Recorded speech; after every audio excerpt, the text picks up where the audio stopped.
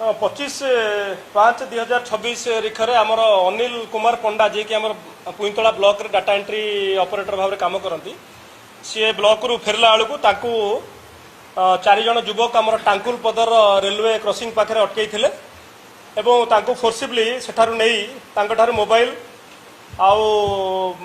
किछि पैसा भी तांको गोटे सीएससी सेंटर नहीं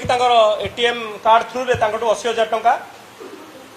नहीं थे से मुदला जो 4 जन अच्छा से गोटे बुलेट व्यवहार करके नहीं थे सेठारु तापरे जितेबाला से माने ताकू नहीं कि टाउन गोटे भमरा होटेल आगे ताकू मारपिट करिसेंती सेति बेले लोक देखिबारु सेमान ताकू छाड़ देई पळेले सेही संक्रांत रे तार भाई अनिल कुमार पंडा भाई अश्विन कुमार पंडा गोटे रिपोर्ट देइथिले हमर पुईतला थाना रे से रिपोर्ट को आधार करी हम गोटे रबरी हेड रे गोटे केस करिचु से केस रे आमे 4 जन जाको अरेस्ट करिचु तांको थारु आमे 59,000 रिकवरी करिचु तांकर बुलेट रिकवरी हेची आ से जो वेपन यूज करथिले से वेपन गोटे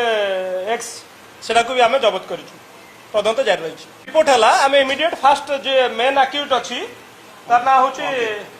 अंकित कुमार शर्मा लड़की पाली आउ